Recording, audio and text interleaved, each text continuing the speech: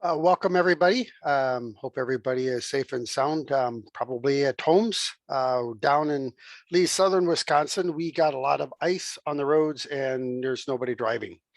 So I am Jeff Kreider. I've been with the DNR for approximately 31 years. Well, actually, it's not approximately. About a week or two ago, I been with the DNR for 31 years. I've been in the CAFO program 14 years, reviewing plans and specs, evaluations, post-construction reports, days of storage, and a variety of other tasks as well. To give you an idea of my experience with evaluations, I have reviewed probably over 500 evaluations since 2016. So I have seen a lot. I see pretty much everybody's that is submitted, and I'm the one that reviews those. Bernie, who is on board, he is my supervisor, and I'll let him introduce himself. Yeah, hello everyone. I'm Bernie Michaud. I'm the CAFO engineer supervisor for the DNR, and I started with the program 9 years ago and became a supervisor. Was it 2 years ago, right before the pandemic shut things down. And I see a lot of familiar faces coming up here on the chat box. So welcome everyone, and I hope you find this webinar useful, and I'll pass it back to Jeff. So I had to break Bernie in for a year. I was his only person that he supervised. So that was kind of a fun time for us.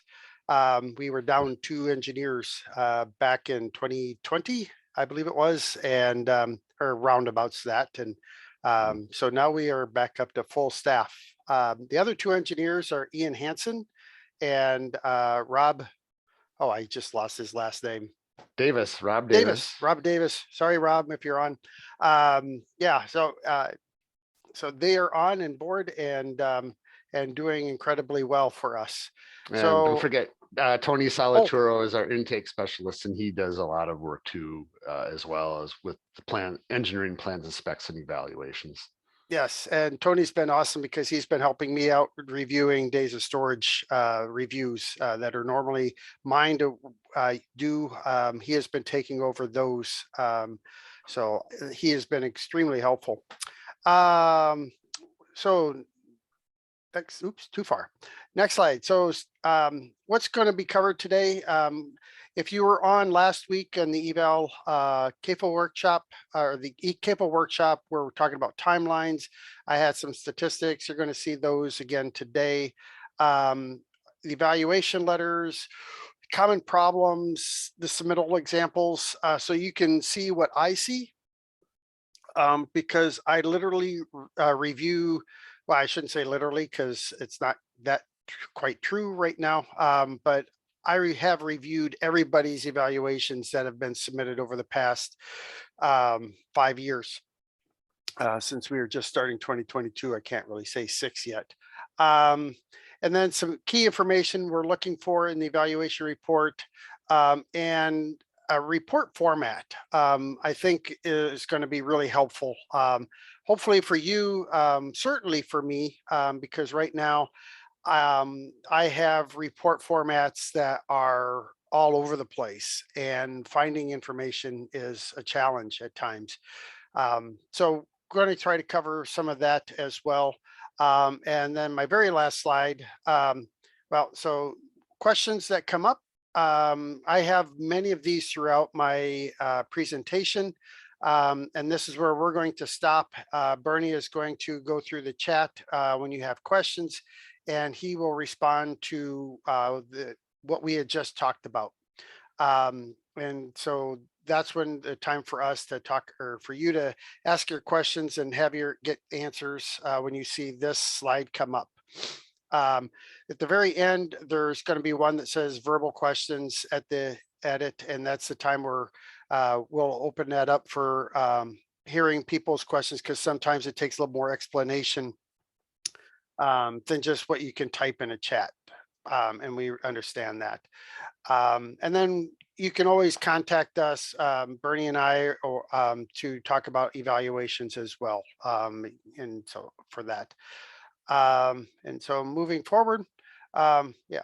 So statistics, so evaluation reviews, we get a lot. In the last 3 years, we've had 387 evaluations submitted, almost all but about 100 were not reviewed in the past 3 years. And a lot of that is because we were down 2 engineers for a year's time. And this just kind of shows you a little bit about how evaluations come in. We get a lot, we don't get a lot sometimes, but we always seem to be getting probably about 6 at a minimum every month that we have to or that gets into our queue to review. To give you an overall amount of projects that we get, this is it. As the numbers show up in the right corner, we had gotten 717 over the course of the last 3 years. So when you and then when you figure out for plans and specs, we get almost 300 of those as well. So we get a lot of projects to review over the course of a year's time. I think it comes out to a little over 230 projects, 240 projects a year to review. So we are kept quite busy between the 5 of us that review different aspects of plans and specs and evaluations. And then also I review post-construction reports as well. And so that consumes time. So this just gives you an idea of how busy we get with how much comes in for that. And then for submittals, for those that like to see numbers, this just gives you a table of the last 3 years of how they've come in. Like I said, we get a lot. And so this just kind of tells you that story.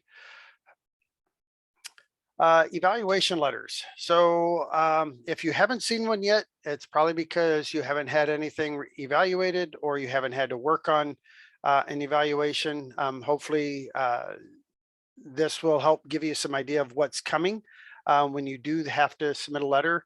For those who have seen them, you'll hopefully got no additional actions, but most everybody is getting further actions required letters. No additional action, there's nothing to do, and everything is fine.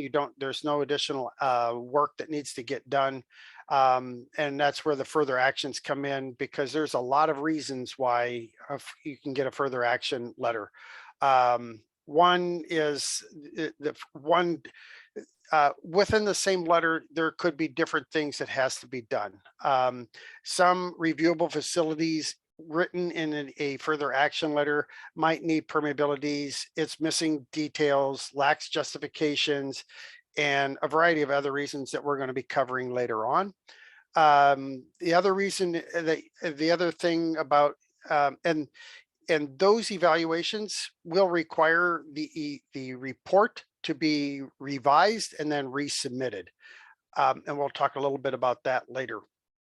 Evaluations that have reviewable facilities where there's maintenance activities or markers need to be installed, or you have to submit plans and specs, groundwater monitoring, whatever other actions that are taken outside of an evaluation.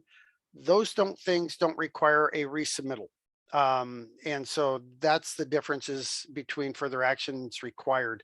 So if you get a further action required, don't go and think, oh, well, it was me, I've got, to redo everything. That's not true. It's only for those things that are that require a resubmittal that does. And so there's a lot of maintenance activities that need to get done.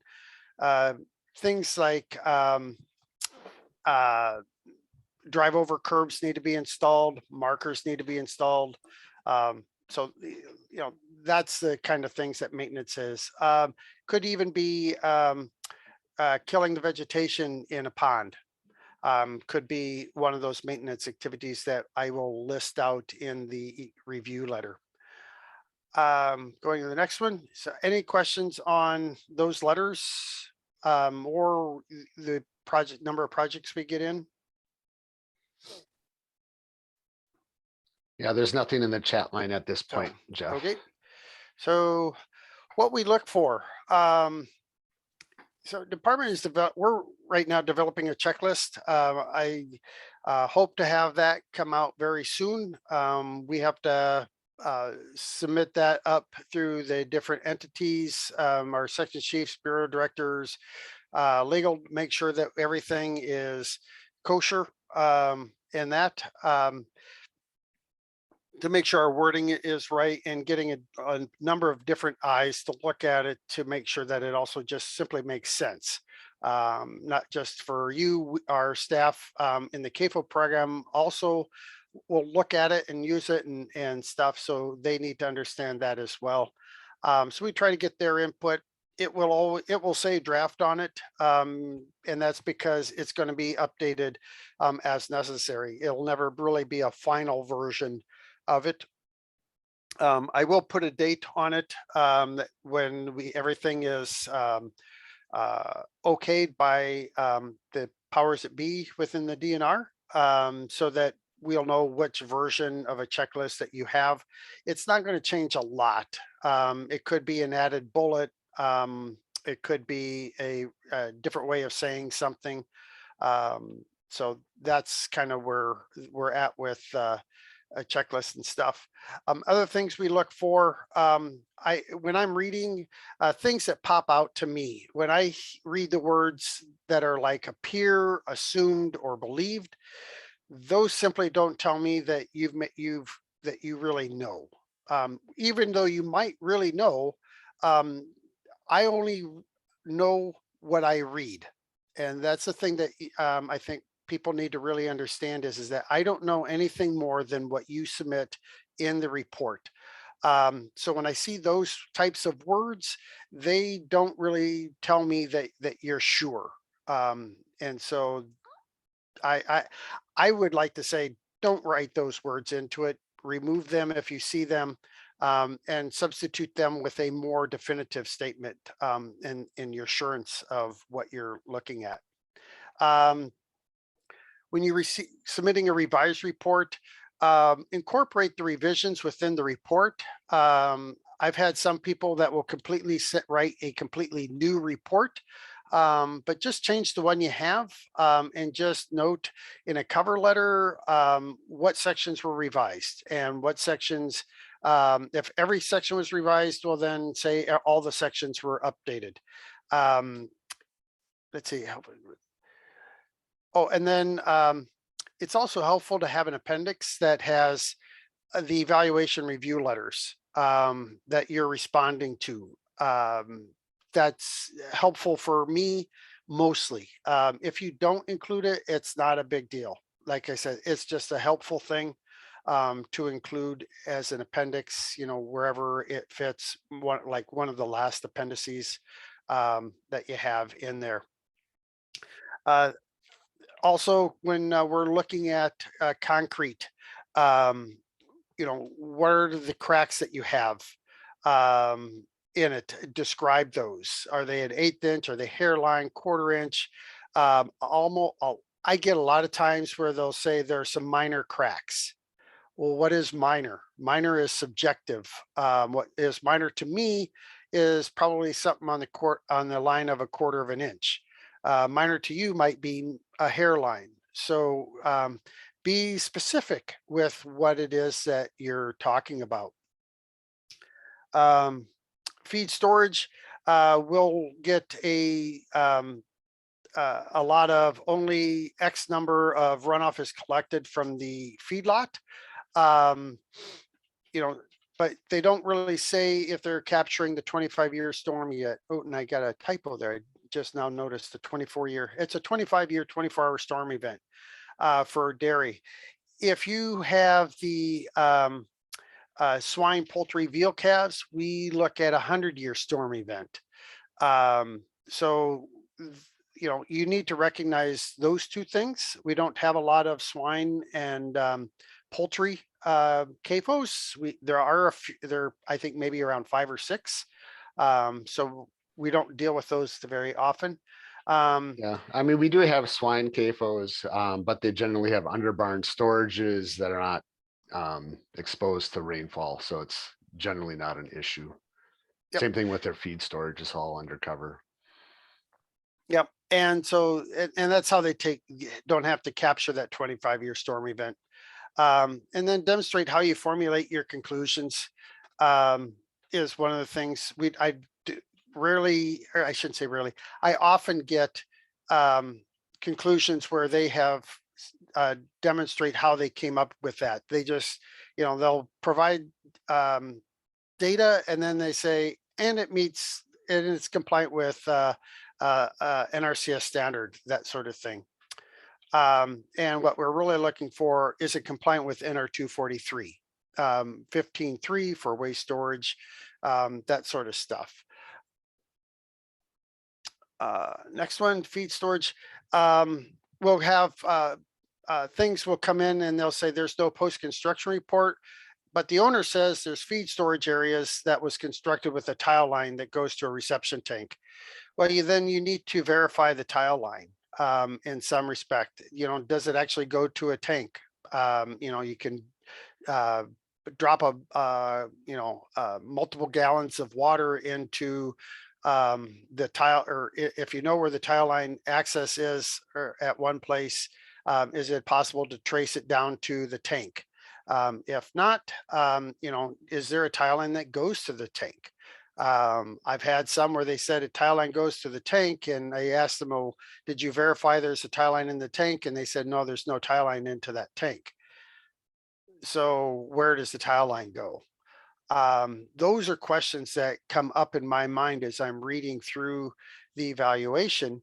You know, where are you able how are you justifying that statement of there's a tile line if you don't really know? You can't take the owner's word for anything. I will just put that out there. The reason is that you're the one, as if you're the PE that is signing off on these evaluations, you're the one that is responsible for ensuring what is accurate to the department within your report. It's not the owner. It is the PE that's stamping that has to know if that is there or not. So yes, the owner can provide you lots of information, but you're the one that's responsible to investigate what they're saying. Um, Concrete working surfaces with tile lines, no post-construction documentation. What is the soil liner type? The soil type, the percent fines. Did you actually look at what the soil liner is? I get test pits that are out along the side somewhere, but I need to know what is actually underneath there if there's no post-construction report. I have often get where they say that there's gravel, a gravel drainage layer under the feed concrete working surface or an asphalt working surface, but they have not verified what the liner is underneath that. Yes, they might have good soils off on the side, but I need to know what is under the pad itself. So you'll have to probably do some cores, drill some cores out, bust up a little area, and then have to refix it with concrete or asphalt later on, to verify what is that liner underneath the feed storage if you have no post-construction documentation. And there again, where are the tile lines, reception tanks, swales, identifying all those different entities where leachate and runoff flow through. Feed storage bags are kind of fall into two different categories. One is haylage, one is corn silage. Both of them require O&M plans and minimize and potentially spill feed cleanup and all of that. They still require DNR approval. Haylage, based on site specific conditions, you may not have to have runoff collection. And that depends on how you've written your O&M plan that we review. So we look at that and determine, do you need to have runoff controls or not? So your O&M plan has to go into the process of how do you keep the leachate that is within the bag in the bag throughout the rest of the time. And then corn silage always is going to have runoff collection within it. So haylage, because of the reduction of water or leachate that is in the bag, generally there's not that much. So that's why we've said on site specific conditions.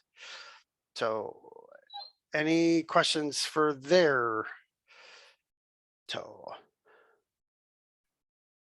Yeah, there aren't any questions in the chat box, Jeff. okay, so let's go on to waste storage ponds. So a lot of times I get waste storage ponds. One just came in, I think.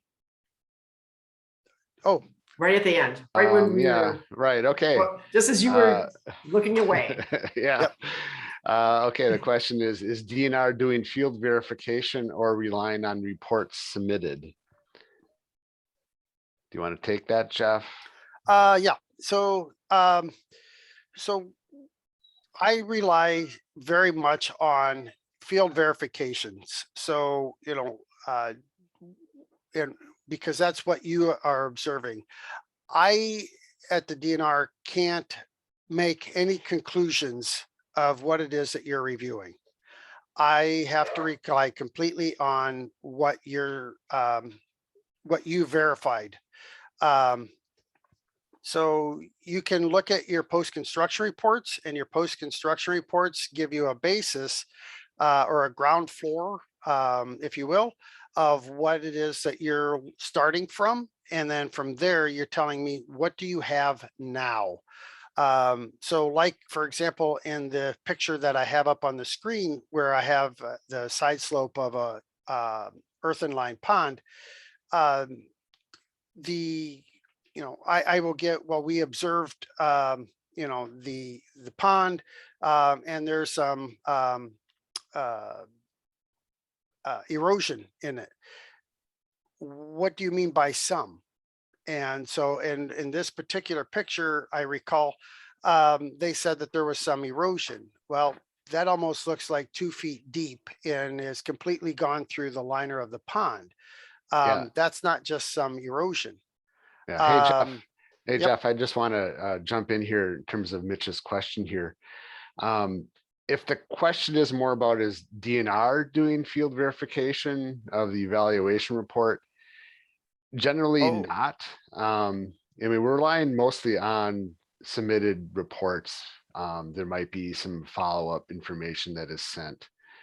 We might have like a DNR CAFO regional specialist doing field verification, but we're relying mostly on what the engineering consultant has submitted when we're doing our review.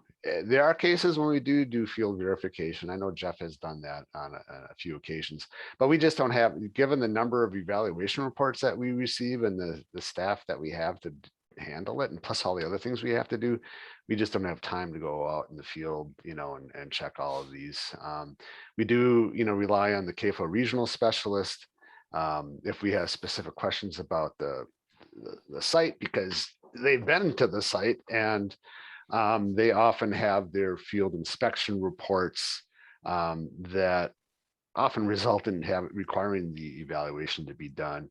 And so they are a very valuable resource to kind of help us verify what was submitted in the evaluation report. Jeff, do you have want to add anything to that? Well, the regional CAFO specialists also see my review letter before it gets sent out to the owner and to the consultant and others. So they're reading what my review has found. And I've had some where they've sent it back and say, this doesn't make sense based on what I've seen.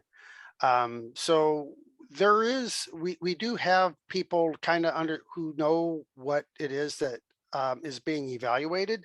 And if I come back and say that there's nothing wrong with the pond, because that's what the data and information you've presented says that, and they get it and they say, well, that doesn't make sense, then I start investigating a lot further.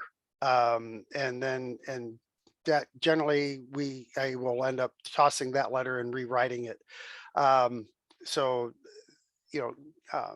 you making just you coming out and saying, um, making claims of something that may not entirely be true is not going to be beneficial to your client or to the owner.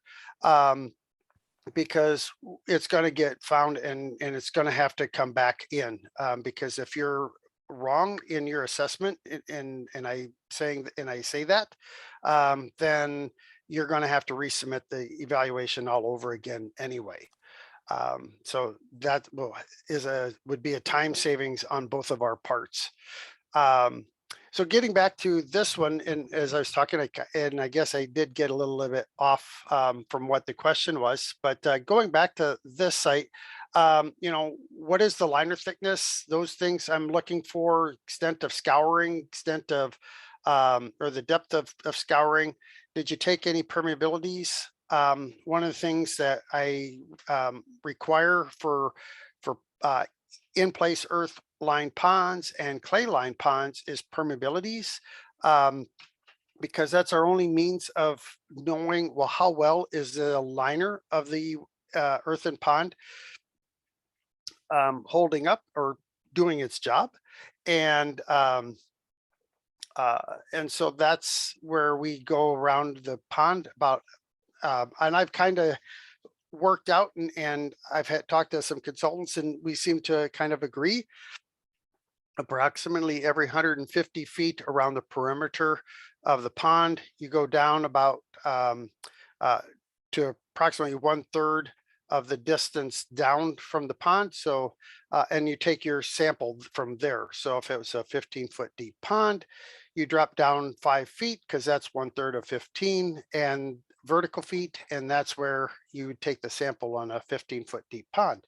And then depending on the size of the pond, you'll take more samples or less samples. But generally you're going to get at least 2 or 3 permeabilities from every earthen lined pond. Obviously, like I said, larger ones will have more. If there is erosion, why did the erosion occur? Is it because somebody drove down the embankment? Or is there some other reasons? I was at one farm a little while ago where there's a road literally running right next to the pond. And, the question came up is that probably wasn't really well compacted for having a road, so close beside it. So, trying to understand why the problem has occurred is helpful. We don't want to have you repair it and then have to re-repair it, a couple of years later, because there's an underlying problem that needs to get fixed. So I'm looking for causes of those sorts of things. This is something that somebody had sent in. And I have different examples from lots of different reports. So, if you see what you did, I don't have any, I don't have any names to where these came from. But this one I thought was written really well, where they show the comparison between what was previously reported, which would be the post-construction report, to what they found in a survey that they did. And they show both of those things. And then they took the next step and just showed, here's the difference, basically saying that, there really isn't much of a difference between what was completed, or the post-construction report, which I think this one was probably somewhere over 20 years old, or 25 years old, to what it currently is. So I'm looking for field verifications around waste storage ponds, and that, getting the top length and width. I've had earthen lined waste storage ponds expand 15 to 20 feet or more over the course of years. So I do require field verification of top lengths and widths, side slopes, depths. We'll talk a little bit more about that later. when I get into what was observed, we kind of think of, oh, the waste storage pond is these nice, nice slopes with, nice angles to them, but generally they look more like the red line. A lot of times earthen line ponds, they start sloughing where the top portion starts falling down into the bottom. Describe that. How empty was the pond? That's usually the biggest problem that I have is that the ponds won't be empty. And in order to properly do an evaluation, the pond has to be empty. How are you going to justify, the bottom of how well the bottom of the pond is doing if you can't even see it? And sometimes you can't get to the bottom. And so then you have to kind of get a little bit more imaginative of how do you to determine how well the pond is holding up. And I had one where they slide a PVC pipe, a weighted PVC pipe down the embankment side in order to get both the side slope angle, but also trying to find the depth of the pond and any sediment that they have or solids, the depth of those things because they can't get any deeper. But if it's half full, there's no sense in providing an evaluation for that pond because most of the information, I can't accept it. You're going to have to resubmit it because of that. Yep. So any questions? Let's see. I don't see anything in the chat box yet. So, well, I will go on, and if somebody throws one out there, we can take care of that. I'll let you know. Yep. So transfer systems. Transfer systems, I think, are one of the more challenging aspects to an evaluation because they're so small, both in a channel and for a tank. Being able to see the pump, I think it's far more challenging. But you still have to go in and say, well, what did you observe? And a lot of times I will get, basically they just look at from the top and they'll look down through the hole and they say, it looks fine. Kind of, that's about what they say.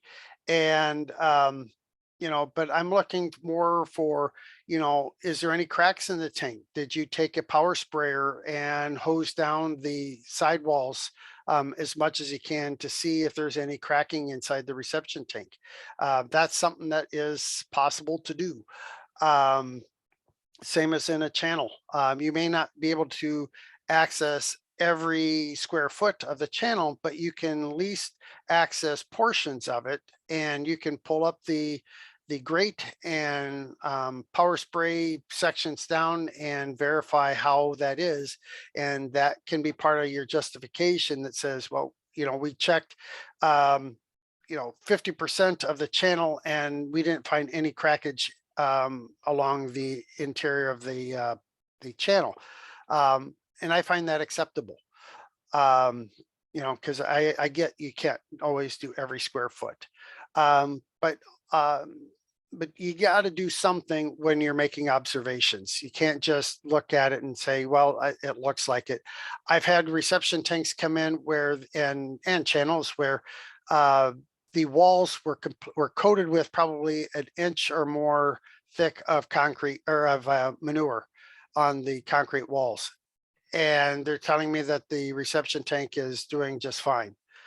And I'm sitting there thinking, how could they ever know? You can't even tell where the wall is because the manure is so thick on the walls itself. So you need to do something to make those observations. You need to tell me, what the pump is. You may not know the manufacturer, but you should know, the horsepower of the pump, the size of the connections, the size of the pipe that's going through there. You should be able to get some idea of that, because what I'm looking for is the pump adequately sized for the pipe? pretty much figuring that a 20-year-old reception tank and transfer system probably has had more than one pump inside it. And so I'm looking at, is that pump adequately sized? Is it too big, too small? Is it just right? You need to tell me that with it. And if you can find the pump curves for that pump, that's even better. And then like I have here, provide the PSI, the cubic feet per second, all that kind of information is good information to know, because we don't want to blow up a pipe or have a pipe crack and somewhere down the line, and now you've got a huge repair because you've oversized the pump at some point. And it could be if everybody or if people recall, we had a Dane County digester, I think it was, where the pipe broke and sent millions of gallons of liquid manure out to a stream before it was even known that it was broke. And that was because of hammering going on when the pump started up. It created microfractures in the pipe, and then the pipe ended up bursting.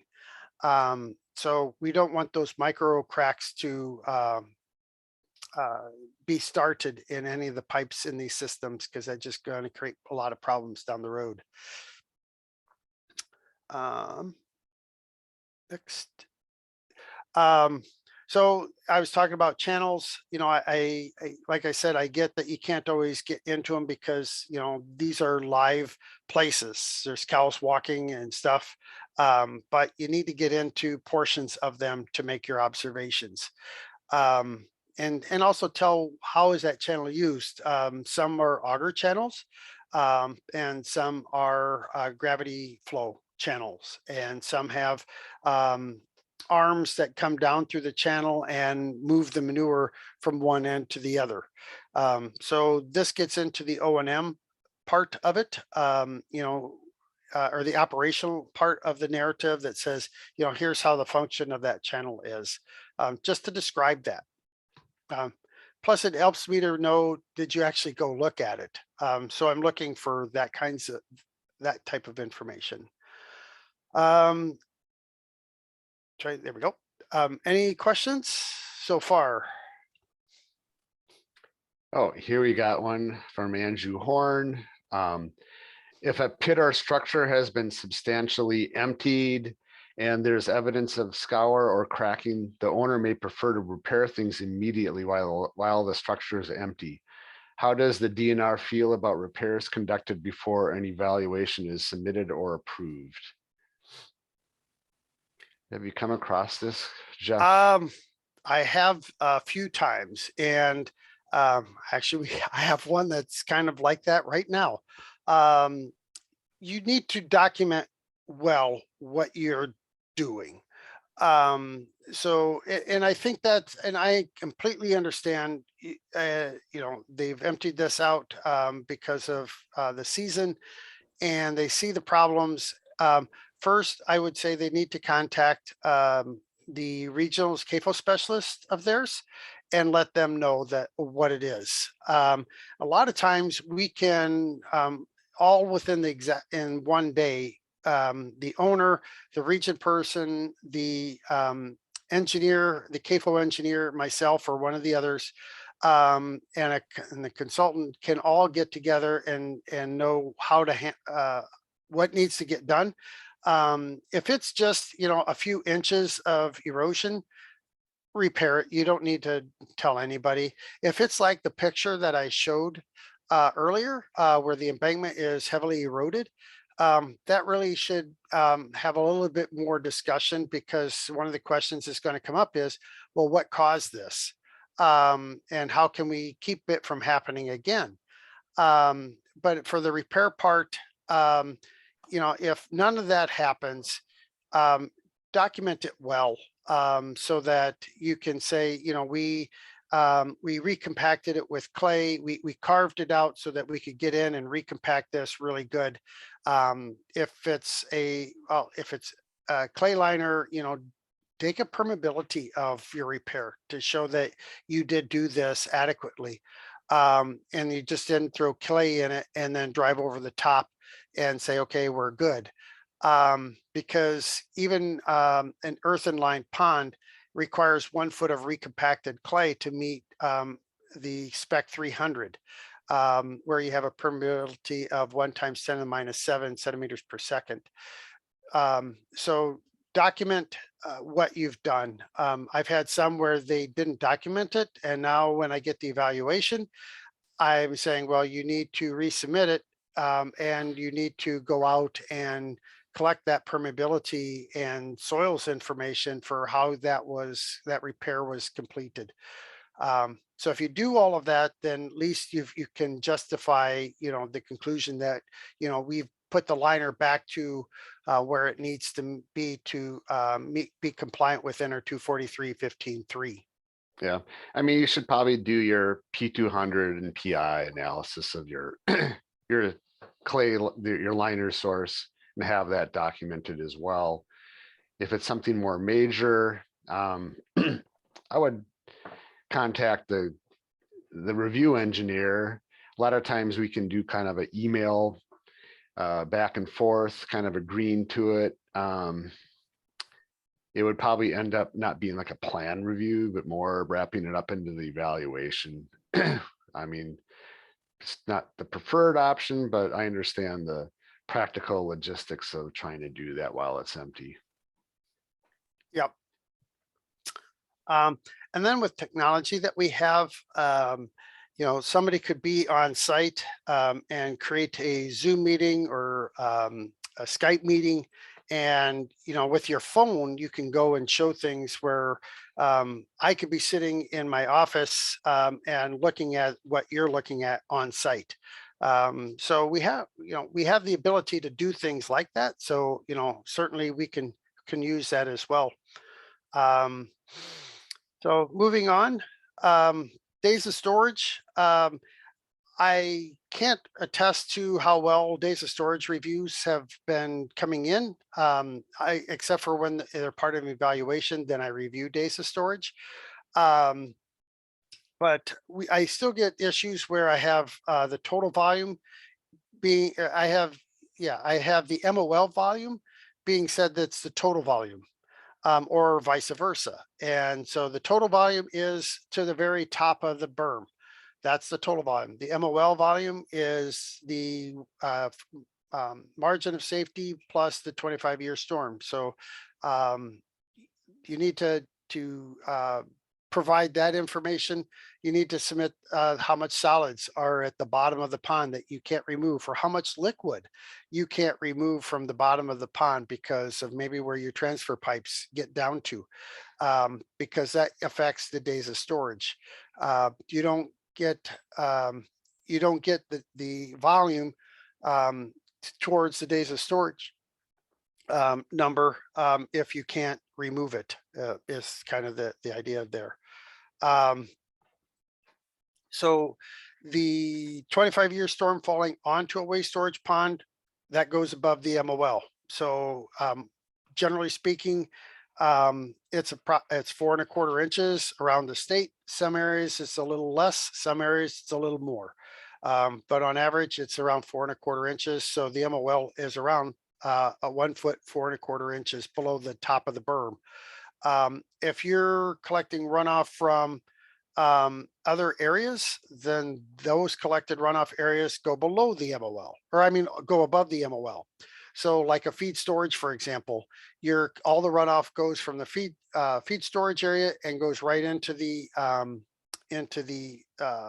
waste storage pond. Then you have to account for that. And so you're going to be 1 foot, 4¼ inches down to maybe 2 feet, depending on the size of your runoff areas that you're collecting. So the MOL is going to fluctuate based on those things.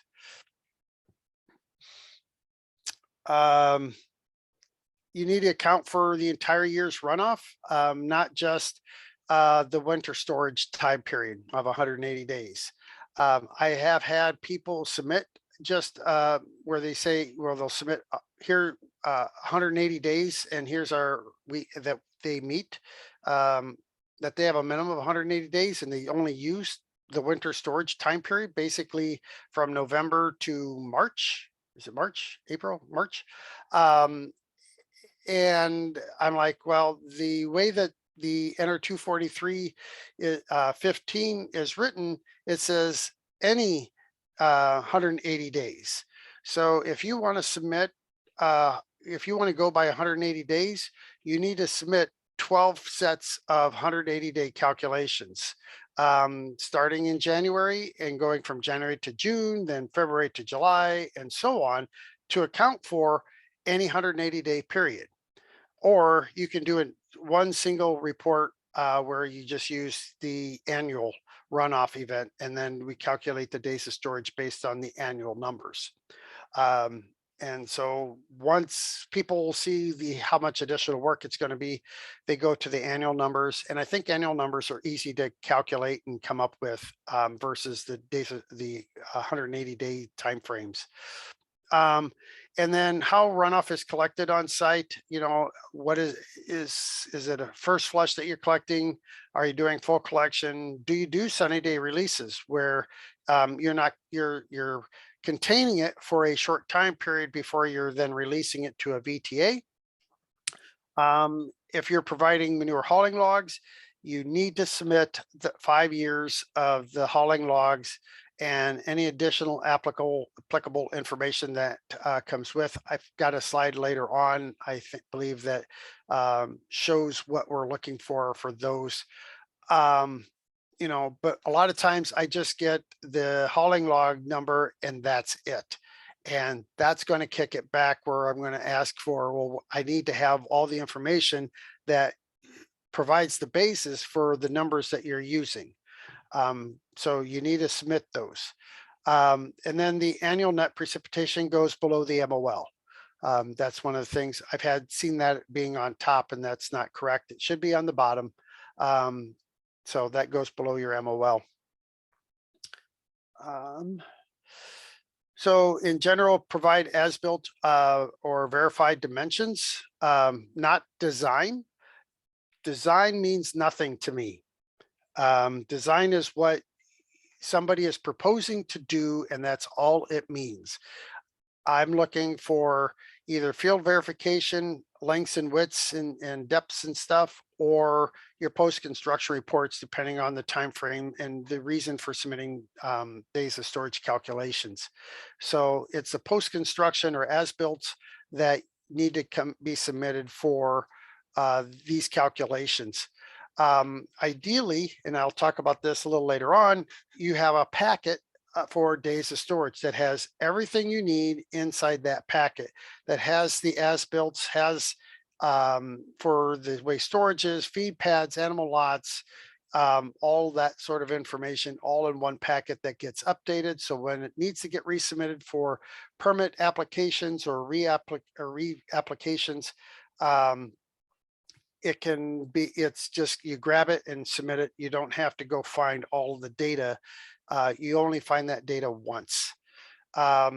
When you submit these spreadsheets, who authored it, show the locations of the storages and the animal lots, the number of animals that you have on there, or the animal units, either or both. If you're using the NMP, who's the person that wrote the NMP would be helpful, because if we have questions, a lot of times we'll talk to our NMP staff and they talk to the other NMP person and they get it all figured out, because sometimes who did it changes over time. And we look at, does the NMP animal units same as the permit animal units? And we know there's some fluctuations at times, but I've seen over 100 animals or 100 animal units difference, and there shouldn't be that many from what I am told between the permit and the NMP. So if there is a difference, why or why not? Maybe they've, just brought in a whole bunch of new cows, and that's fine. Or maybe they got rid of a bunch of cows, and that's fine also. But just put that in there as to what's going on. Any questions? Nothing in the chat box yet. So next up then is HydroCAD, and I'm going to Okay. defer this to Bernie. Okay. Thank you very much. So HydroCAD, for those who aren't familiar, it's a hydrology and hydraulic modeling tool that is pretty well suited for like assessing runoff collection systems in production areas. It's pretty commonly used. A lot of our engineering consultants use it. If you're trying to do this without this kind of modeling tool, it can be kind of tricky to do an assessment of how well a system is working and whether you got, collecting the 25-year storm or something like that, or have conveyance capacity, that sort of thing. So, I like it when I see people using it. But there are some things that need to be input correctly. It's a model, so it's reliant on having proper input parameters put into it for it to really kind of represent what's going out there in reality. And this is a screen to the right here. This is part of the output of the HydroCAD model, and it's kind of a node and tree type of system. This is a very simple system. It's only got one octagon there. The hexagon is a drainage area, and the triangle is a pond area. And then the arrow just shows that runoff from that hexagon goes to the pond, the triangle. And we might have models that have, dozens of a dozen of these type of nodes, these hexagons. And it can get pretty complicated. And it's important that if you do have a more complicated flow system, you assemble those nodes correctly so the flow is going in the right place. And to start off with, in terms of things that we review, we look at the hydrology that is input into the model. And the hydrology is based on those hexagons, the drainage, the subcatchment it's called. That includes the area of the catchment, includes the runoff curve number, which represents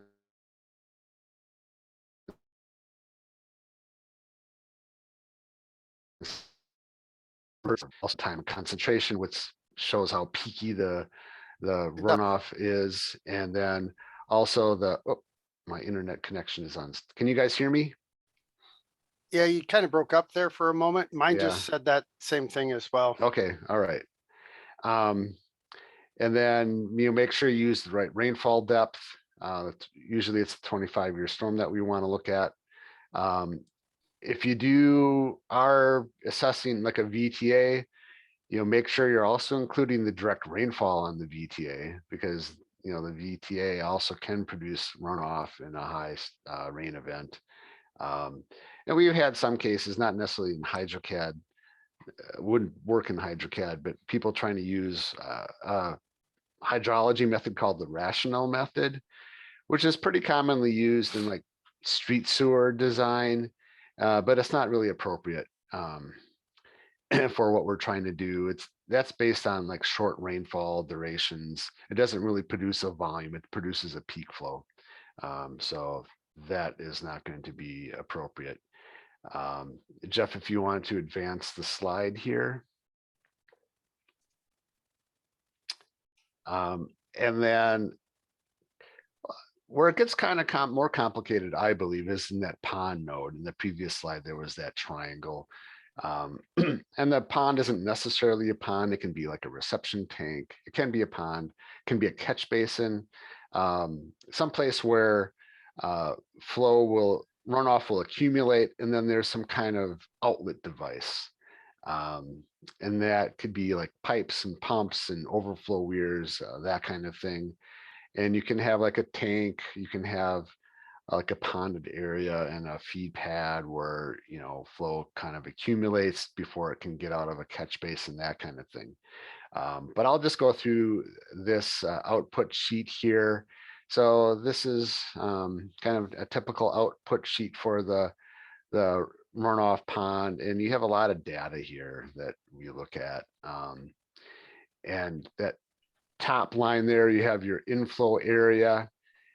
So that's reflecting what the subcatchment area draining to this pond is. So if it's like a feed pad, it's 0.758 acres, we'll check that to make sure that reflects what is actually modeled, for that feed pad, and double check it with what's actually in the plans that were submitted or reported in the narrative.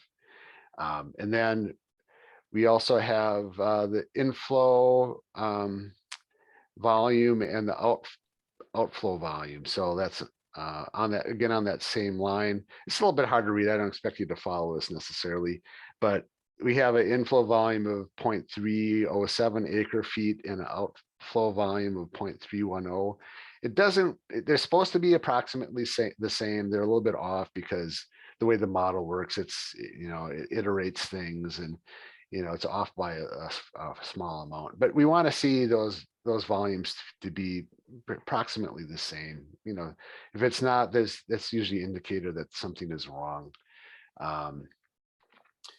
And then going further down this output page, there is the what I call this stage area data.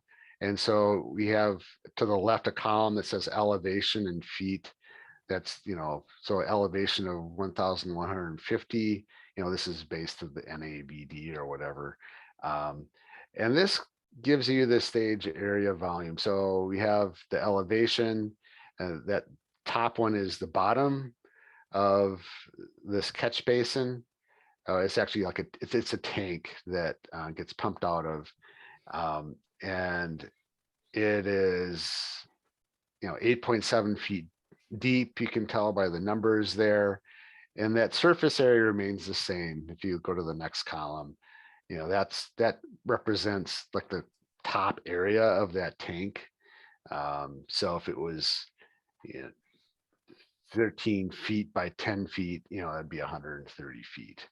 And then above the top of the tank, you might have kind of an overflow area that is on the feed pad itself, that it's still kind of contained. You might have a lip around your feed pad, and so you go up that other 0.6 feet, and it kind of spreads out, so you got a lot bigger surface area. And so these elevations and areas should represent what's out there in reality, and we'll sometimes check that. If that top surface area is overstated, we'll check the plans to see if it's realistic. And sometimes they're kind of exaggerated a little bit, which gives you a lot more storage volume, which generally gives you better results in terms of, is this really containing a 25-year rain event? So that's something that is checked.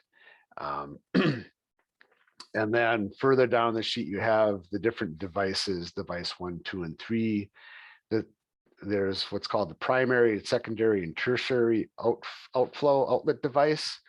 And usually the primary one is the lowest one, the one that's going to get actuated first in a rain event, and the secondary will kick in later, and then you have tertiary. Sometimes you only have primary and secondary. But in this case, we have two pumps, two 10 horsepower pumps. I believe they have the same pump curve. What's different is that they start and stop at different elevations. So the first one has an invert elevation of 1155, and the second one has one at 1156. So they start at different points in the rainfall event. They turn off at a different point. So, the input to this device, it should reflect what's in reality. You got the 10 horsepower pump. You also have embedded in this is the pipe outlet. You have the diameter of the pipe and the length of the pipe, the end elevation, and then the pump curve is that flow versus head. So that should, be reflective of what's actually out there. And sometimes you find where the pipe diameter is wrong, the length is wrong, maybe the pump curve isn't correct, that kind of thing. You might have an outlet that's just a gravity pipe. Again, the pipe diameter should be the same as what's in reality, the length, slope, etc. in that kind of case. And then you have this tertiary outflow, where this case, it looks like it's a grate that I'm not sure where it goes to, but it acts kind of like it's a horizontal orifice grate that would outflow. It's at a higher elevation. So if the storm event hits that tertiary outlet, then you got an uncontained flow. It's going someplace that's not within that collection system.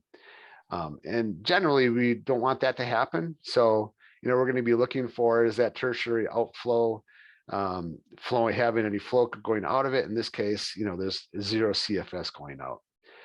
Another thing that we check is, we're looking at this elevation 1159 higher up in this output sheet. There is a peak elevation that's recorded, and that peak elevation is 1157.64. And that's, well below that tertiary invert elevation. So you can see that the peak elevation is not hitting that overflow. If there is like a pipe that goes to another storage, or that's whether it's pressure or gravity, if it's going to like a manure storage where the discharge of the pipe might be below the manure elevation in the pond, that has to be modeled a specific way. It has to be modeled with what's called a dynamic tailwater, because the flow capacity of the pipe is influenced whether it's submerged or not in its receiving storage, and that can reduce the flow capacity. So that's something else that we look at. You can see on this output sheet at the bottom, the primary and secondary outflow, and it has a free discharge at the end. That means that there is no submerged outlet on it, so it's a free discharge.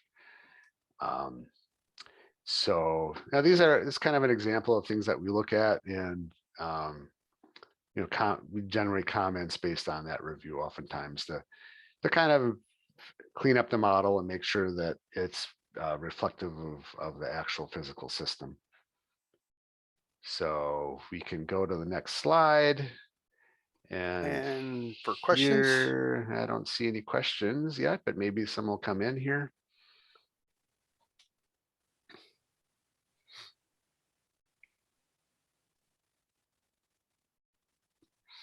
So with that, I don't know, we're an hour into the presentation. I don't know, Jeff, did you want to do a break here, or we should just continue on? I'm open, I can go on. Well, the next session or next section is looking at actual submittal examples. So why don't we go ahead and take a 5-minute break now, and then we can run through the rest, because the rest of the presentation, I think, will go by fairly quickly, because a lot of it is just information about here's what we're seeing and how we can change things. So, yeah, let's go ahead and do that. So back at 10:10. Yes. Okay.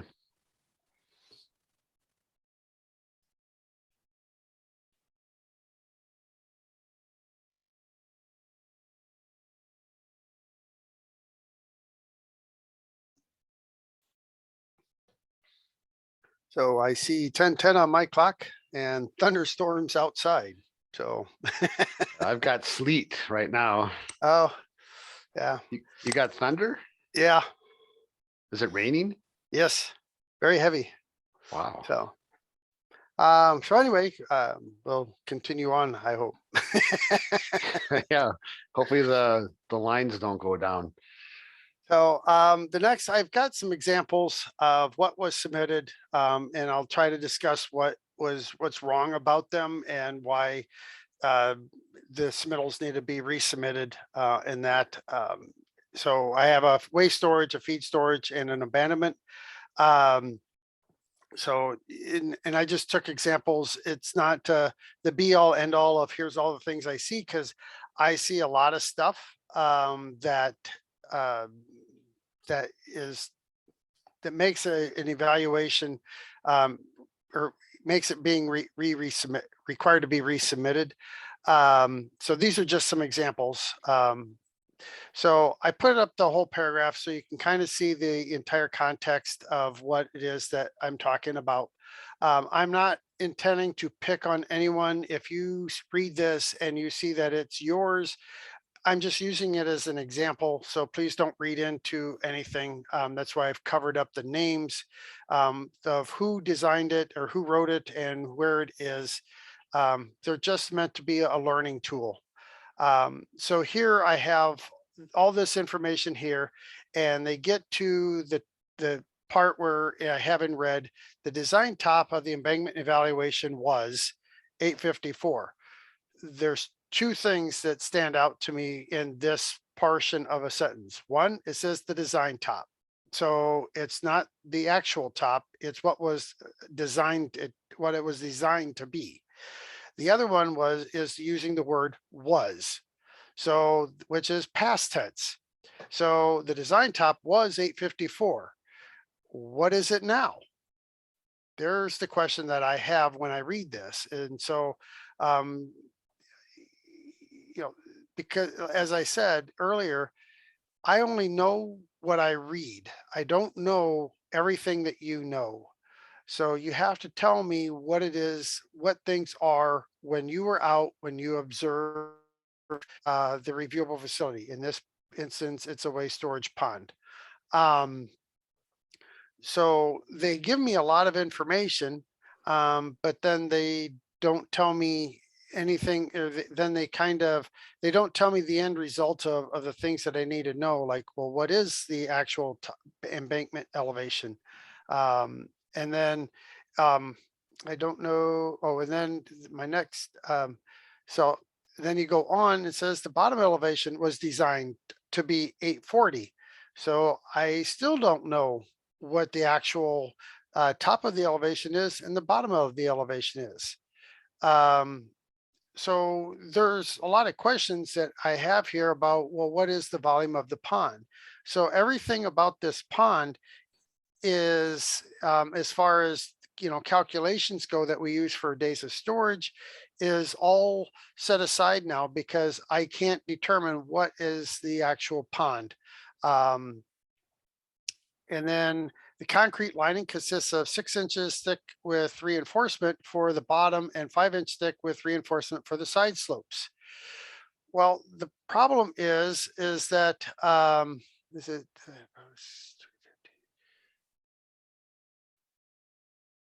yeah, so so they have these statements here. So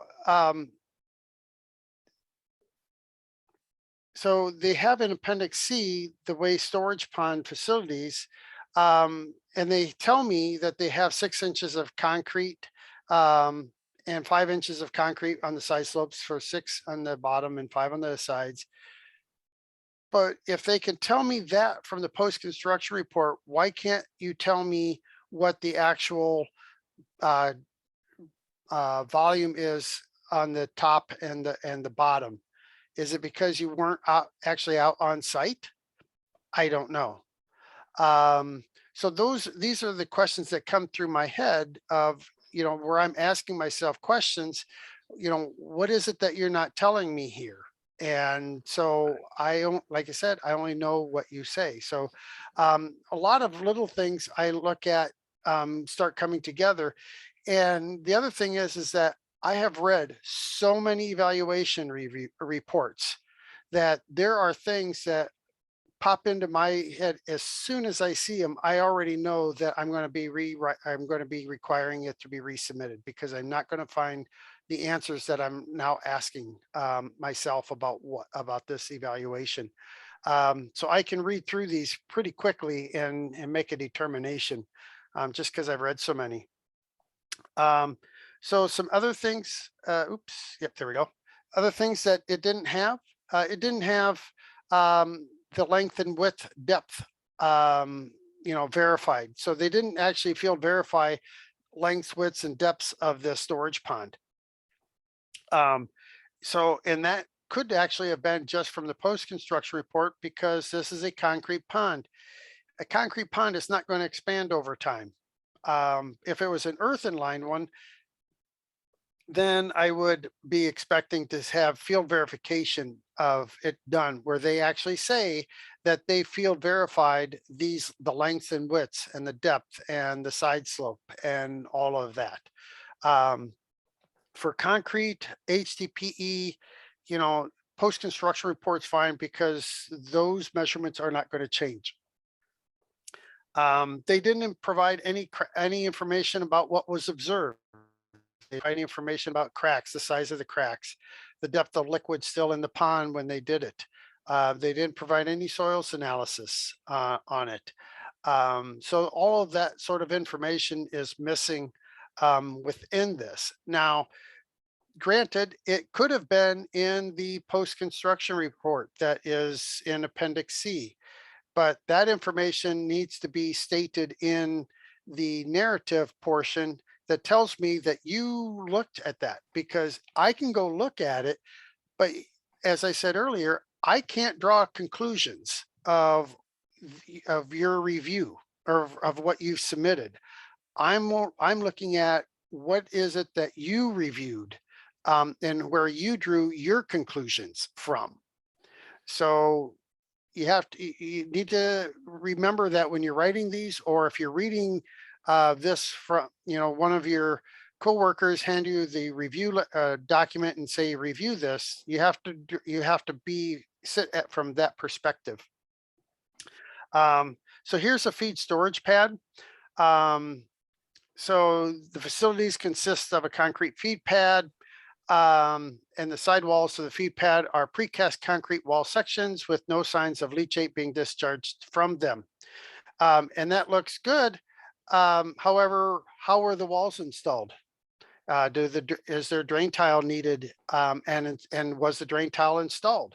Because I don't know if the walls are sitting on top of the liner, or if it's a concrete wall. I've seen concrete wall T-walls sitting on top of the concrete floor, so they don't need anything. But other ones I've seen where they're sitting on the ground, and so now you've got a manufacturer, or I don't want to say manufactured. You've got a constructed crack, you might say, between the concrete liner and the concrete and the wall. Or is it a type of liner where the concrete is a working surface and you have a clay liner below it with a gravel drainage layer there? So these are things that I have no idea from what this has told me within this review. Let's see what, going down to the next one, the total area of the feed pad is approximately 32,600 square feet. During the 2014 expansion, the waste storage facility, the WSF, a concrete pad with catch basin was installed to the east of the concrete pad, but they don't say how the area was determined. I don't know if that came from the post-construction report, or if they verified that, or if they use Google Earth to do that. And what's the area after 2014? I can't really discern that from how it's written. So that's one of the issues that I have. And then going down, this catch basin was rerouted to the WSF. Well, how was it rerouted? What does that mean?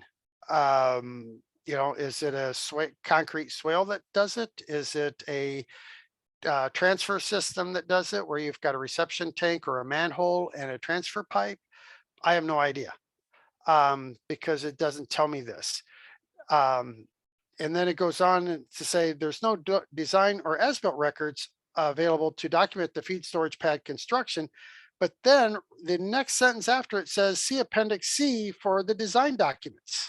So, you know, if they did a design work by requirement of enter 243-1510, it says that you have to submit post-construction reports for construction work that was done.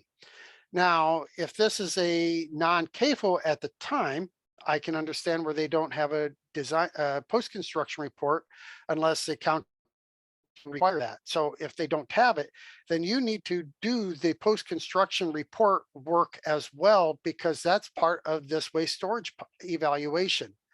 So you have the design documents, you know, you need to go through and make the as-builts or create an as-built for the evaluation record so that we have for future what this was constructed as.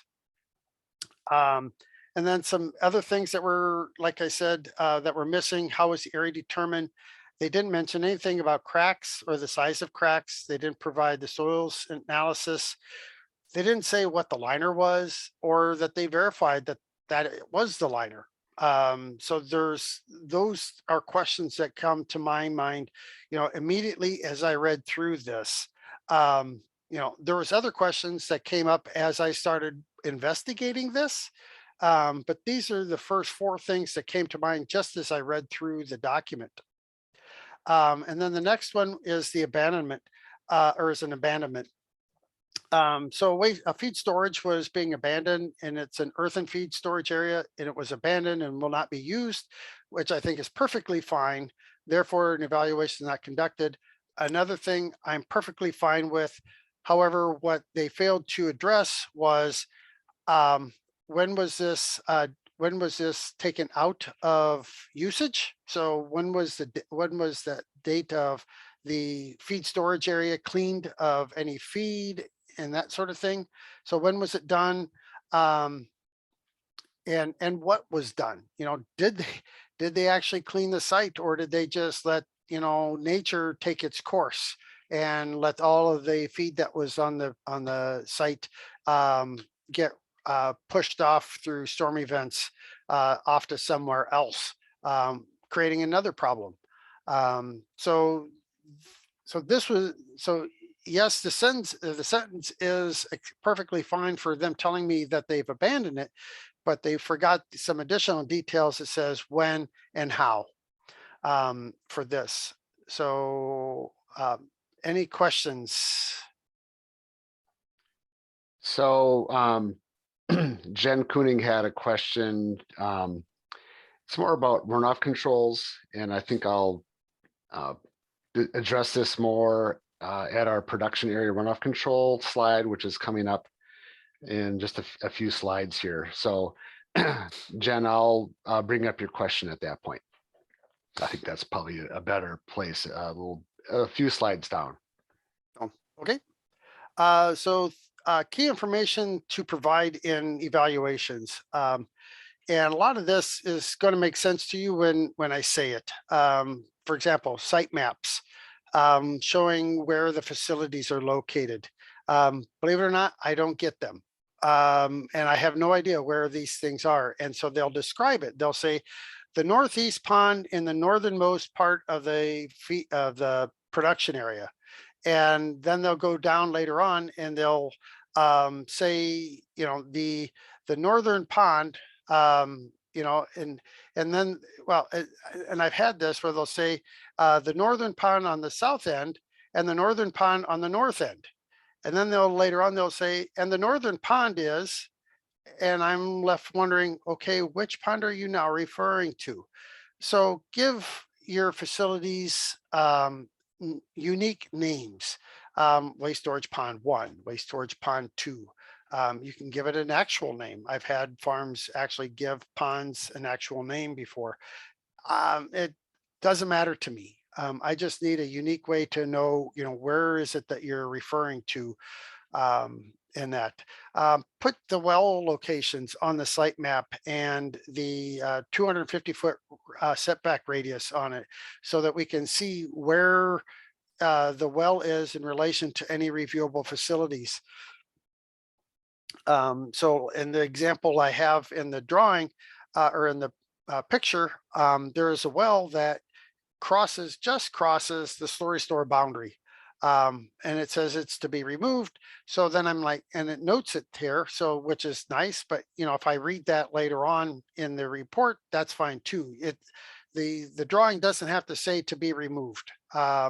It can just say the slurry store, and that's fine. Now, once it's removed, then it needs to have that it is removed. So once the slurry store is removed, you would say slurry store and then in parentheses removed or abandoned, that sort of thing.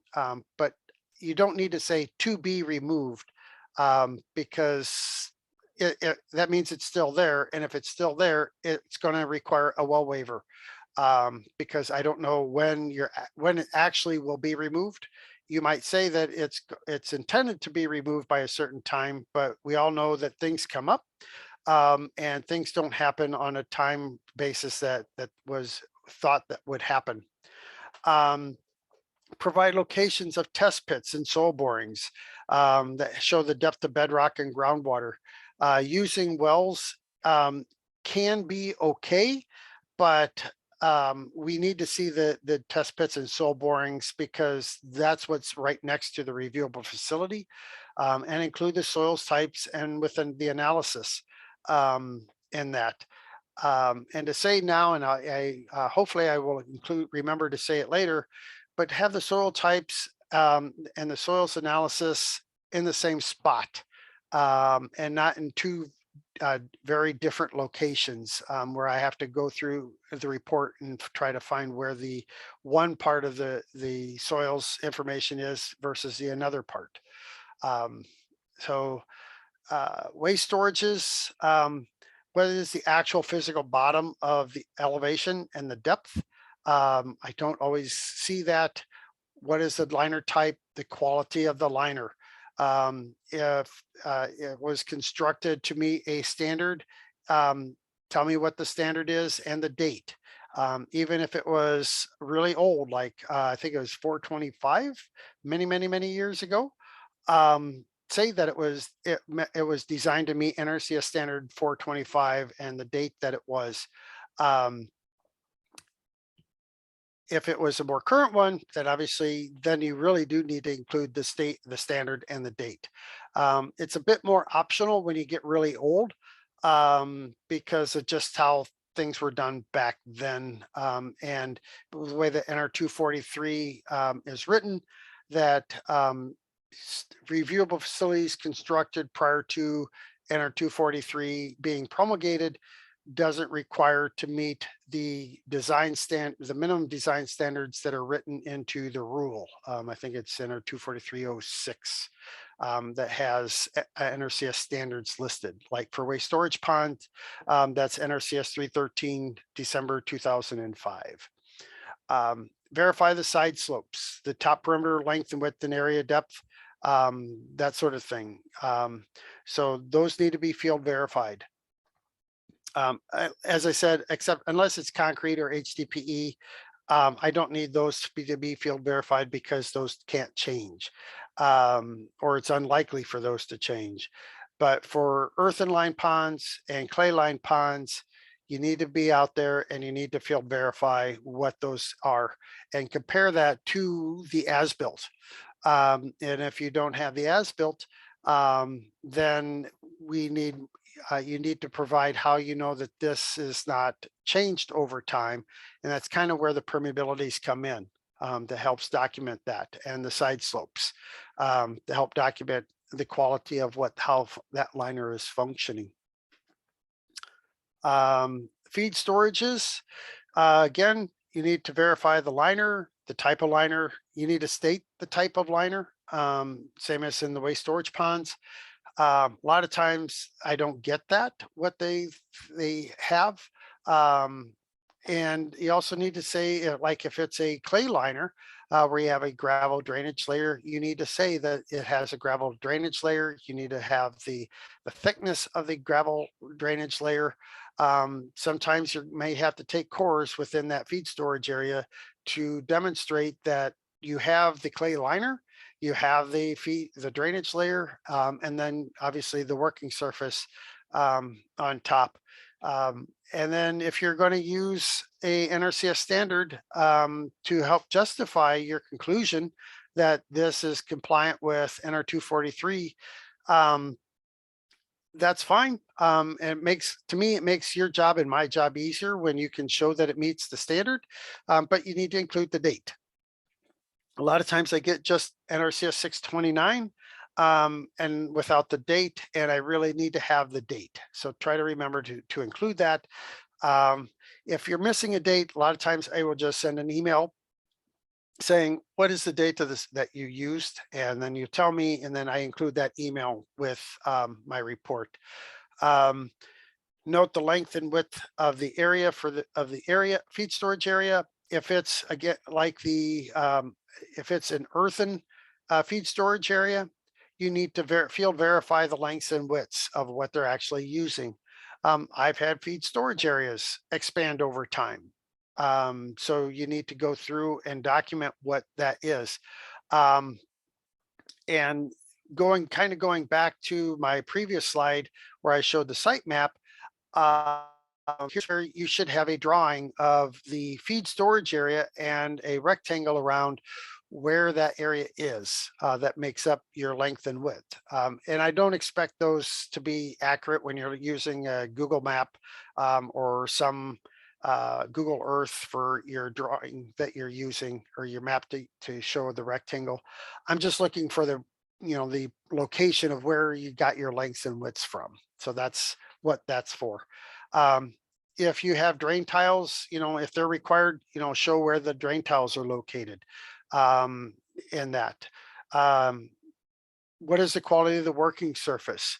And that's an observational thing that tells me that you were actually on site doing the observation when you're saying what you observed there. So these are cues that I look at to say, okay, were they actually on site or did they just do a book review to make their claims of what they did? Because you need to be on site to do an evaluation. You can't do it from home. You have to be on site. You have to go out and so I'm looking for things that tell me you were actually on site, and that's where the observations come in. If you have a bunker wall, what is the height of it? What is its condition? Like I said earlier, was it installed where they had to put drain tile underneath it because it's a concrete liner? And you have the concrete bunker wall sitting on top of the ground. So they should have a drain tile that goes below the joint between the concrete liner and the bunker wall on both sides of the bunker wall. Or depending how they do it, they could have it directly underneath it, depending on how you want it, how it was designed, but you need to show that in some way, fashion. And sometimes it means you have to cut up the concrete to get to it.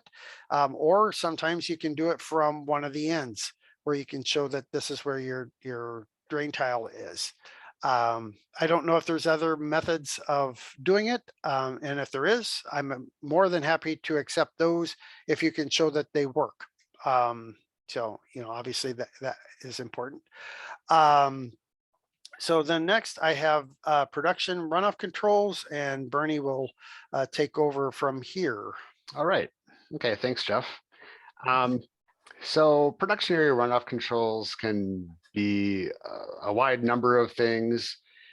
It can be, reception tanks collecting runoff with pumps going to a waste storage. It can be, gravity flow to a liquid waste storage. It can be a VTA system that might have like a first flush collection system. Or it could just be like a first flush collection system without a VTA, or sometimes there's really not anything there, but we're still trying to assess the runoff from a production area facility and whether that's compliant, whether that's being assessed requirements of NR 243.13 are, our effluent discharge limitations. So in the assessment, what we would like to see is within the evaluation report, some kind of description of the condition of the system component. Commonly it'd be like the flow spreader, the VTA itself. Is it well vegetated? Is there burned out vegetation? Is there concentrated flow path? Also look at the VTA end of the VTA. It's easy to take pictures and stuff at the top end of the VTA, but also go to the bottom end of the VTA. Looking at reception tanks and graded inlets, overflows, high flow bypass. If there's a high flow bypass, don't forget to describe that and assess that as part of the evaluation. A lot of times we get evaluations that describe things with words, but don't provide photographs. It's really helpful to have photographs to kind of back up what the text of the report is saying. And another thing that is helpful in our review is a description of how the system operates. Some of these can be a little more complex with first flush collection systems and multiple pipes and bypass channels. There's oftentimes transfer components, channels, other pipes. So I have a description of kind of how the system operates. It's really hard to kind of figure out where runoff is going when, if you don't really describe that for us, and we're trying to figure that out based on a site photograph or something like that. And don't forget also to assess transfer system components. Like if you have a channel going from a feed storage area to a VTA, that's really kind of a transfer system. So that should also be assessed as part of the runoff control system. Is that transfer system, is it leaking or something like that? Is it something else? It's something else that needs to be assessed. In the report, it's helpful to include, the contributing runoff area and the runoff volume collected. If you do have some kind of collection system, don't leave out other drainage areas that might be collected to your runoff control system. You might have a feed storage area. A lot of times there's other drainage areas that feed into that, that go beyond the feed storage area that end up in your VTA or whatever. So make sure to include that.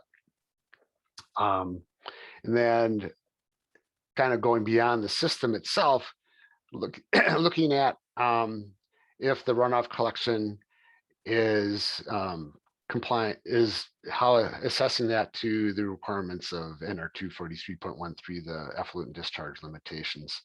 So if there is not a collection of the full 25-year, 24-hour storm event, and it's like in a waste storage, there should be some kind of description, evaluation, demonstration of where that runoff goes to. And this also includes the vegetated treatment area, some kind of discussion of or assessment of what happens with pollutants that leave the VTA. Sometimes that's just not mentioned or described. And what is helpful in the evaluation and doing the assessment is describing what the downslope areas are. If there was a large storm event, where would that runoff go to? Where would it flow? And so if you could describe those downslope areas, these possible flow paths, kind of describing that, it's really helpful to have aerial photography showing where that flow path could be or that downslope area is. Providing topographic mapping is very helpful also. LiDAR contours are pretty widely available now that would have 2-foot contours that are very useful in trying to assess where flow could go.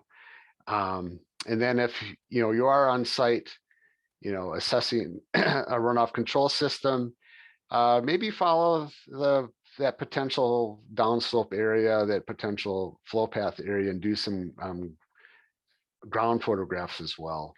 Is there some kind of concentrated flow path? Is there a grass waterway, that kind of thing? I mean, there are things that we kind of want to look at, see in doing that assessment of the downslope areas. Are there, waterways? Are there concentrated flows? Are there intermittent streams, perennial streams, ponds, wetlands? You might have, large wetland complexes where the runoff goes to. Are there enclosed depressions in the topography where it looks like runoff would be collected and possibly contained? Kind of more rare, but there could possibly be some karst features along that flow path, sinkholes, cracks in bedrock, that kind of thing.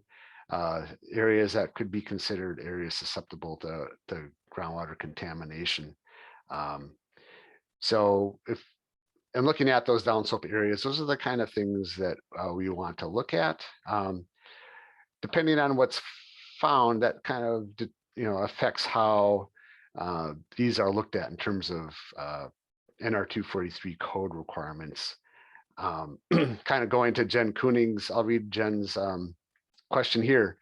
Does the DNR have a preferred model method for determining the concentration of dissolved solids or other dissolved concentrations from runoff? I would say that our method is going to depend somewhat on what is a downslope. If it looks like there is a clearly defined flow path to possible navigable water, that's going to be different than if it goes to a large wetland complex where there isn't a clearly defined flow path going through that. Same thing if it looks like there isn't going to be a significant surface discharge, but more of a groundwater input where if the main outflow is going to be to the groundwater. The code requirements vary depending on those three different kind of conditions. In one hand, there aren't supposed to be discharges of pollutants in navigable waters, and the other, there's wetland functional values that could be impacted. And then for groundwater, there's supposed to be compliance with groundwater quality standards. So the method that DNR is going to prefer is going to depend on what those outputs are. So it's going to be site specific, and we're working with our with our wetland program and trying to sort this out, and also working with our groundwater folks in terms of trying to sort that out as well. And Jen, I know you're on that VTA technical work group. Our plan is to have a bigger discussion about these issues at our next work group meeting to talk about this in greater detail. So we're trying to get prepared for that kind of discussion. So I'm not really prepared to talk about this in great detail at this point. It's almost a whole other discussion in and of itself. But that's about all I have on that right now. So I don't know if there are any other questions about that. Feel free to put that in the chat, and we'll have another question and answer box at a later point here. So we'll go to transfer systems. So items to include for that are locations of pipes. I know a lot of the pipes are usually underground, and it's hard to figure out where they are. But if you have your site map and put it, draw lines are in where you think it is, that is very, very useful. So we can get links and that kind of thing. And having the pipe types, diameters, material, if you know it's Schedule 80 or what have you. I know some of these older pipe systems, it's not necessarily known what the pipe type is, but that kind of relays into like what the pressure class is and that kind of thing, and how able that is to withstand, say, pumping pressures, that kind of thing. Yeah, include, the pump types, horsepower. If you have pump curves, provide that. A lot of these older systems, there may not have been a design calculations done on pumping rates and pressures, but if that's available, please provide that. If it's, something that there's some concern about whether it's exceeding the pressure capacity of the pipe, you could go and do the pump sizing calculation. NRCS has a nice spreadsheet that calculates operating pressure and flow rates and flow velocities based on the pipe system and the pump that's in use. For plan reviews, we often are asking for that. You could do the same thing with evaluations. And again, with reception tanks, Jeff kind of hit on this before. Try and get that cleaned out as much as possible so you can visually observe it and check for cracks, and clean off portions of the wall so you can look at the integrity of the wall. Having descriptions of the quality of the tank, cracks, etc. Sometimes we see kind of non-specific language saying it's in good condition. Get a little more detailed in terms of describing what the condition of the tank is. I know it can be kind of hard when it's underground and dark, but okay, I see we got to move a little bit faster here. Go to the next slide here. Jeff already talked quite a bit about the days of storage calculations, but there is a nice spreadsheet that DNR has. We have like an abbreviated version of this, a summary version of this on our website that calculates days of storage based on all the inputs. And I'm just going to kind of go through this really quickly. For those who have done days of storage, you know what goes into it. You have your manure and bedding volume, your parlor wastewater, you have runoff from the animal lots. This spreadsheet is kind of nice because you can put in the area and curve numbers and it calculates the annual runoff. Same thing with your feed storage areas. It also calculates leachate volumes. So it does a lot of the calculations for you. Jeff, if you want to go to the next slide. If you don't want to do the kind of what we call the NRCS table values for manure generation, you can also use manure hauling logs to generate those volumes. We would want to see 5 years of data for this. You put in like what the volume was hauled for a given year, what the animal units were, and it comes up with a weighted average of manure per animal unit. And that's kind of a nice way to calculate manure generation. And also the net precipitation on the storage as well as collected runoff. Jeff, next slide. And this is the liquid waste storage part of the spreadsheet. You put in all the different parameters, length, width, depth, slide slopes, etc. It calculates, the 25-year precipitation on the top surface area. You have to put in the 25-year runoff volume from other surfaces, and it comes up with your total MOL volume and then the days of storage. We do have this spreadsheet. It's not on our website, but if you want it, you can email Jeff and he would send it to you. So the next slide. And I was going to add, this is what I use, and I think Tony uses. I'm not sure about the other engineers, but all the data that you put into the report, like the length, width, depth, side slopes, all that goes into this. That helps me calculate what your days of storage is when I have to do days of storage calculations. So this is a spreadsheet I use to verify the information that you're sending. So just wanted to add that. Yeah, you're not required to use them, but it is what we often use for doing our checking. So I'll pass this back to Jeff here. So appendices, I have reviewed a lot of reports that will say, go look in the appendix for the post-construction report to basically get all the data that they should have had into in the actual narrative. And I just want to, I guess, reiterate that Appendix C has the details and the technical drawings and the raw data, the mathematical derivations, all of that information that is far fine-tuned and far more detailed than you really need to have in your actual report. The appendix is to substantiate what you have in the report itself, not the other way around.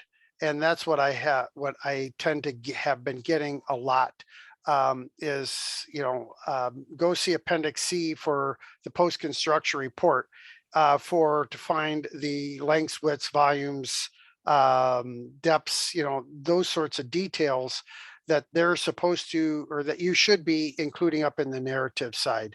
I'm going to go check the report to make sure that what you've stated is this, because you're stating this is what it is.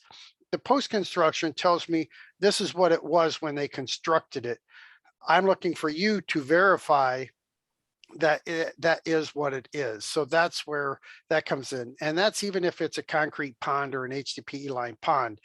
I'm looking for you to summarize that information that you do put in the Appendix C up into the report itself. One, that helps me find the information I'm looking for, like that spreadsheet that we just showed, helps me to fill in the data there. If I have to go search for the information in the Appendix C, it could be, and sometimes it could take me a long time to try to find exactly what I'm looking for, when you're far more familiar with the site and the reports than what I am. And as I said, it's very often I see that the main body of the report states to look in the appendice. And then if using appendices, state the appendice and section or the PDF page, not just say look in Appendix C. I use Appendix C for a lot of my examples. They'll say to look in Appendix C, but in Appendix C contains 10 different post-construction reports, each of about 15 to 35 pages. And I have to go figure out which one of those post-construction reports which one of those reports I need to answer the question that I am currently looking at. And then we got to remember, I have lots and lots of questions. So every time I see a question, then I have to go back to the report or appendix to try to find what I'm looking for. And that gets very, very time consuming. It may not seem like it, but up front, but when you have to go do it, it takes a lot of time to find the answers. I don't have a list of my answers and then I go try to find all of them because that gets time consuming as well. And just trying to answer all those. Going to the next one, and some thoughts about that I've had in reviewing these. Provide the information the reviewer is looking for. And when the reviewer has to search for information, this may cultivate more questions, create more additional questions. And I've had this happen where I've had one simple question lead to a whole series of more complex questions that ended up figuring out that that pond that pond had more problems than what was originally being stated up front. And in part of that, they wrote, I believe that it was written that way to try to show or try to make me believe one thing when it's actually something else. And as I said earlier, I read over 500 evaluations. I can read through things pretty quickly. So you're not going to get away with things that you think you might be able to get away with. I'll just say that right up front and be blunt about it. You're not helping anybody by trying to write something that it's not, or try to exaggerate something that it's not, because you'll end up having to redo it again, and you're taking up your time and my time. And then if you don't write it, I don't know it. If you aren't, if you don't have a system in place where you have people, or you have a lot of people that are engineers that can review these things. I know that there are some companies that have lots of people that can read things. Some of you are smaller companies, and that's fine. Give it to your secretary or receptionist and ask them if this makes sense. Did you justify your conclusions? They don't need to have the engineering background to understand. They don't need to know all the details about it. They just need to look for, did you justify your conclusions? And they, and if they get frustrated in reading through an evaluation, probably I am as well. And so, there's ways that you can help yourself and help me get through these, because in the end, the quicker I can get through these things, the sooner that you can turn back to your client and work with them on taking care of issues that you've discovered through your evaluation process. The other thing that I wanted to mention is that evaluations are not just something for the DNR to try to find problems with. That's not our intent. It is also to help your client and the owners that are online to hear is that this is for them to understand what maintenance activities that they need to plan for in the future.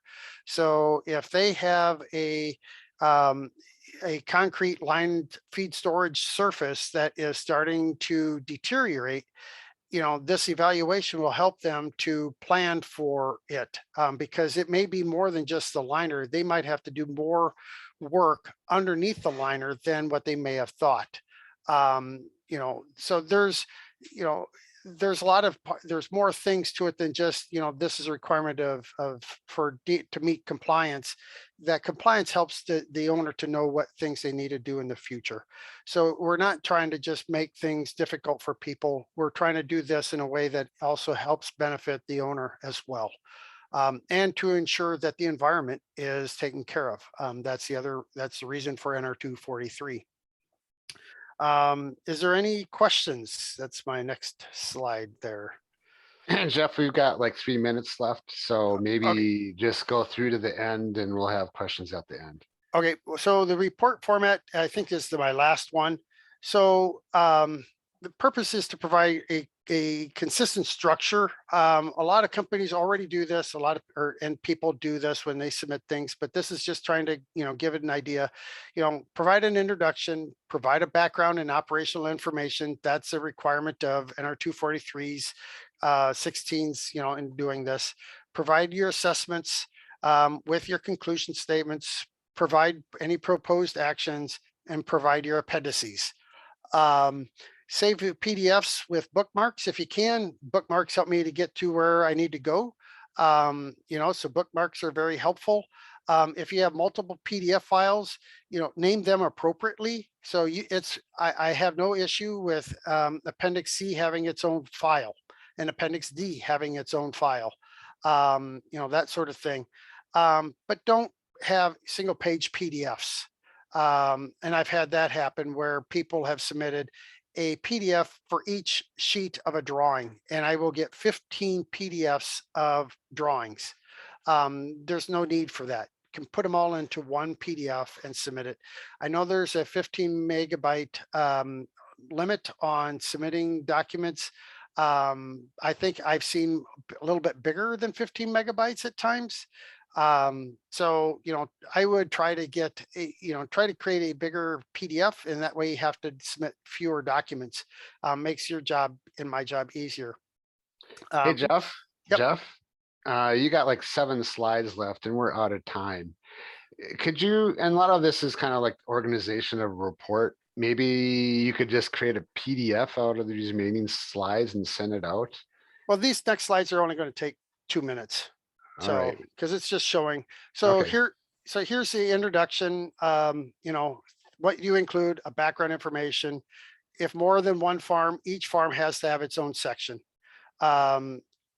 So, do it that way.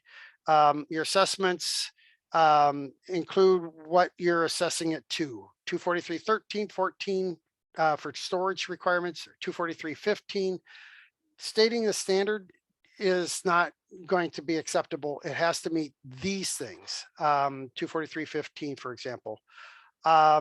If you have reviewable facilities, each, like I said, has its own section. Use a unique name, distance to wetlands, approximate dates of construction, list the NRCS standards that you're reviewing to, paragraph containing any assertions that you're making, paragraphs of observations and assessments, your conclusion statements. If a well waiver is needed, submit it separately, but you can have it in part of the evaluation. Just make it separate. So that, because somebody else actually will review well waivers. Don't put the well waiver in appendix. That's not where it belongs. It's in its own separate file. Proposed actions, say what you're going to do by when you're going to do it. Those are two things that are needed. If your proposed actions must also say that they are going to make that be compliant with NR 243. And as I said, your appendices, and I just have some examples, appendix of site maps, appendix of wetlands, appendix for post constructions with sub appendices for the different post construction reports and systems, and so on, and that. So there's kind of the end of the reports. I know that was quick. This is also taped or recorded, so you can see these, at any time. You can stop the video and look at those reports as well. And we can create a PDF of the presentation as well and post that on our website.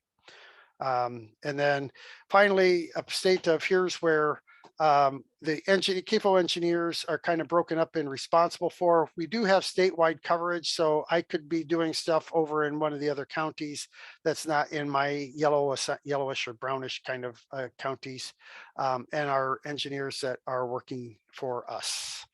So that is all I have.